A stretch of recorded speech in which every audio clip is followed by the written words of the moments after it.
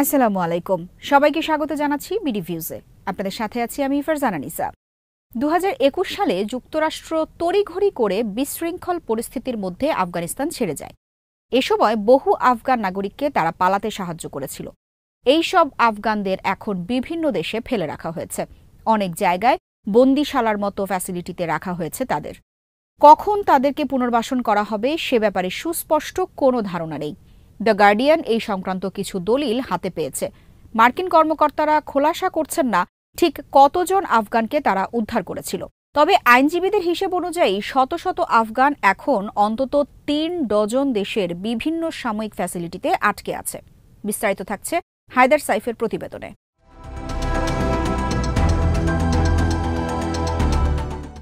যুক্তরাষ্ট্র যেতে আগ্রহী বহু আফগানকে অন্তত 36টি দেশের বিভিন্ন ফ্যাসিলিটিতে অনেকটা জোর করে আটকে রাখা হয়েছে।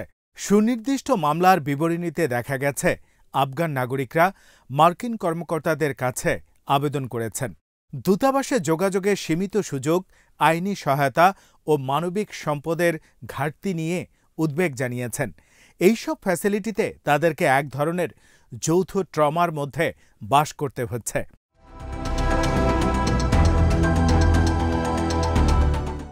সংযুক্ত আরব আমিরাত, কাতার, কসোভো এবং জার্মানি এই 4টি দেশে 5টি ফ্যাসিলিটি চিহ্নিত করেছেন আইনজীবীরা, যেখানে আফগান নাগরিকদের রাখা হয়েছে।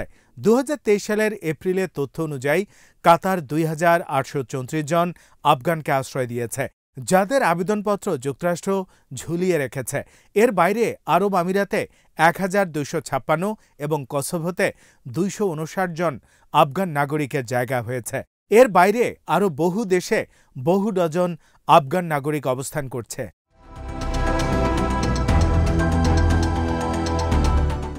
এই বিষয়ে জানতে চাইলে মার্কিন প্রতিরক্ষা দপ্তর ও হোমল্যান্ড সিকিউরিটি কোনো মন্তব্য করেনি।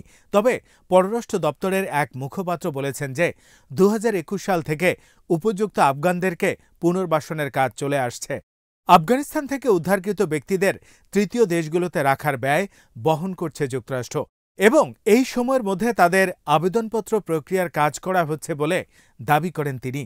2024 সালে যুক্তরাষ্ট্র ও আফগানদের জন্য 33,000-এর বেশি বিশেষ অভিবাসন ভিসা ইস্যু করেছে বলে জানান ওই কর্মকর্তা।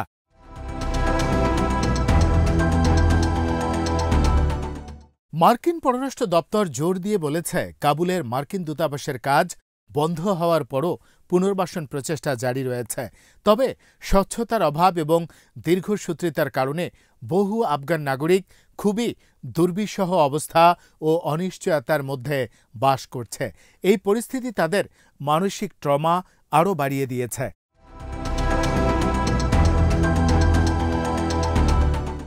দুই দশকের যুদ্ধের পর 2021 সালের জুলাই মাসে আফগানিস্তান থেকে সেনা সরিয়ে নেয়ার সিদ্ধান্ত নেয় যুক্তরাষ্ট্র। এ সময় যে বিশৃঙ্খলা সৃষ্টি হয় সেটা থেকে বাঁচতে তখন 1.6 মিলিয়নের বেশি আফগান দেশ ছেড়ে যায়। সে সময় তড়িঘড়ি দেশ ছাড়ার মুহূর্তে মার্কিন কর্মকর্তারা সারা বিশ্বের বিভিন্ন দেশের সাথে যোগাযোগের মাধ্যমে প্রায় 1,20,000 আফগানকে সাময়িক থাকার ব্যবস্থা করে দেয়। পররাষ্ট্র দফতরের মুখপাত্রের তথ্য অনুযায়ী এরপর থেকে 1,90,000-এর বেশি আফগানকে যুক্তরাষ্ট্র পুনর্বাসন করেছে। তবে সদ্য প্রকাশিত নথিতে দেখা গেছে আফগানিস্তান ছেড়ে আসা বহু মানুষ এখনও বিভিন্ন দেশে আটকা পড়ে আছে। মানবিক ও অন্যান্য কারণে তারা যুক্তরাষ্ট্রে প্রবেশের যেই অনুমতি চেয়েছেন সেই আবেদনপত্রগুলোর এখনও কোনো সুরাহা হয়নি।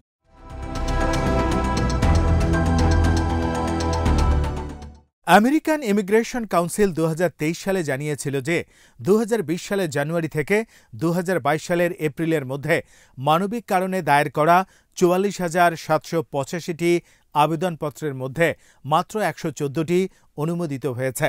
এই কর্মসূচির অধীনে জরুরি পরিস্থিতিতে সাধারণভাবে অযোগ্য আবেদনকারীদের আবেদনও অনুমোদন দেয়া হয়।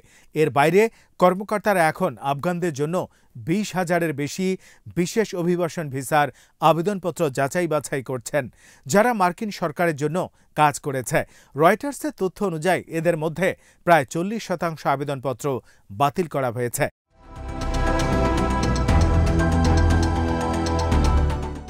আফগানিস্তান থেকে পালিয়ে আসা অনেকেই এখন অবস্থান করছেন তথাকথিত লিলিপ্যাড কেন্দ্রগুলোতে।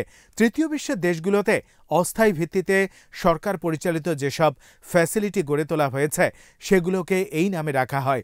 অনেক জায়গায় যুক্তরাষ্ট্রের পুরনো সামরিক ঘাঁটির জায়গায় এই ক্যাম্পগুলো গড়ে তোলা হয়েছে। মার্কিন সরকার এই জায়গাগুলোর নাম দিয়েছে প্ল্যাটফর্ম লোকেশনস। এই ক্যাম্পগুলো দরিদ্র অবস্থার কারণে মানবাধিকার অ্যাক্টিভিস্টরা এগুলো নিয়ে সমালোচনা করছেন।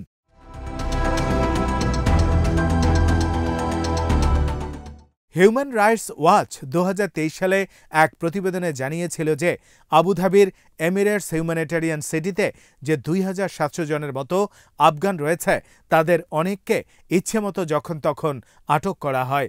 তাদের থাকার জায়গাটা অতিরিক্ত ঘিঞ্জি, সবসময় তাদের উপর নজরদারি হচ্ছে।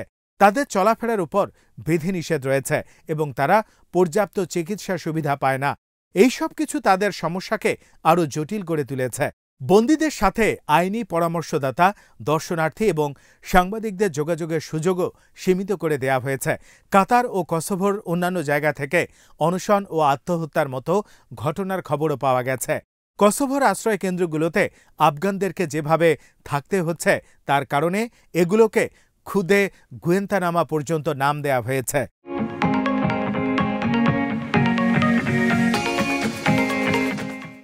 দলিল থেকে দেখা গেছে স্মৃতিভ্রমের শিকার এক বয়স্ক মহিলাকে যুক্তরাষ্ট্রে পাঠানো হয়েছে, কিন্তু যিনি তার দেখভাল করতেন তাকে আরব আমিরাতেই ফেলে রাখা হয়েছে।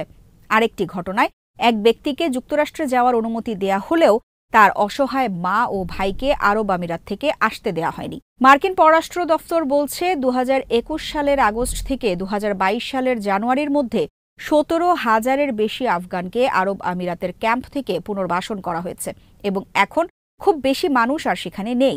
বাকিদের জন্য পুনর্বাসনের উপায় নিয়ে আরব আমিরাতের সাথে মিলে কাজ করছে যুক্তরাষ্ট্র।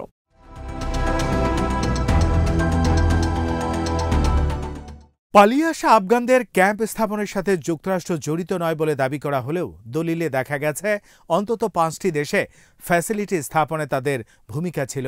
এগুলো হলো কাতার, ওমান, কুয়েত, ইটালি আর জার্মানি। এই দেশগুলোর সাথে চুক্তি হয়েছে যে এই আফগান নাগরিকদেরকে নিরাপত্তা ও স্বাচ্ছন্দ্য দেওয়ার জন্য তারা রসদ সরবরাহ করবে। এর মধ্যে রয়েছে খাবার, স্বাস্থ্যসেবা এবং শিক্ষা।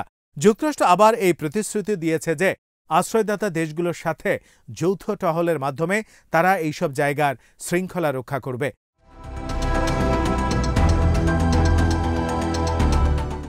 প্রাথমিকভাবে এইসব চুক্তি করা হয়েছিল স্বল্প মেয়াদের জন্য। 1 মাস থেকে 1 বছর পর্যন্ত সময়ের কথা ভাবা হয়েছে প্রথমে, কিন্তু কতগুলো চুক্তি আনুষ্ঠানিকভাবে পরে দীর্ঘায়িত করা হয়েছে। যেমন কাতারের সাথে এই সময়কাল 2023 সালের সেপ্টেম্বর পর্যন্ত বাড়ানো হয়েছে। এটা সত্য যে যুক্তরাষ্ট্র অনেককে পুনর্বাসনের পদক্ষেপ নিয়েছে, কিন্তু দীর্ঘ প্রক্রিয়া, প্রতিকূল পরিবেশ এবং অনিশ্চিত ভবিষ্যতের কারণে অনেকেই মনে করেন আফগানিস্তান থেকে তড়িঘড়ি সেনা প্রত্যাহারের সিদ্ধান্ত সঠিক ছিল না।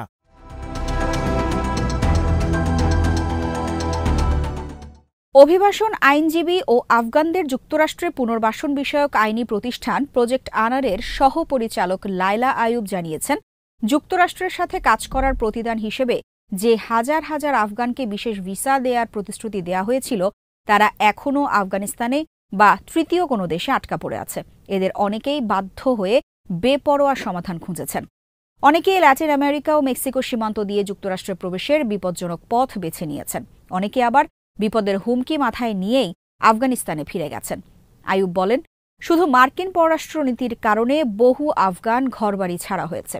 আফগানদের পুনর্বাসনের জন্য দেয়া প্রতিশ্রুতি পূরণ এবং তাদের জন্য গ্রহণযোগ্য বিকল্প বের করতে ব্যর্থতার কারণে মার্কিন কর্মকর্তাদের সমালোচনা করেন তিনি।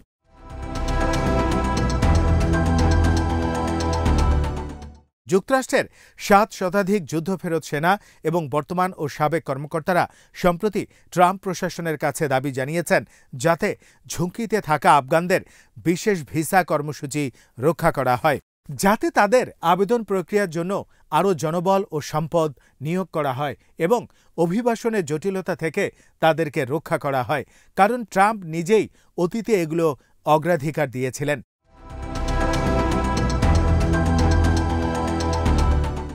মার্কিন নৌবাহিনীর সাবেক কর্মকর্তা এবং আফগান পুনর্বাসনের সহায়তাকারী গ্রুপ আফগান ইভ্যাকের প্রতিষ্ঠাতা শন ভ্যান্ডাইভার উদ্বেগের সাথে বলেছেন, ট্রাম্প হয়তো শরণার্থীদের প্রবেশ বন্ধ করে দিতে পারে।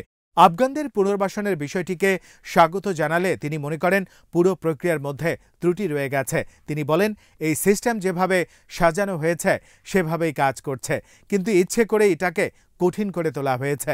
যুদ্ধকালীন মিত্রদের জন্য আরও ভালো কর্মসূচি নেয়ার আহ্বান জানান তিনি।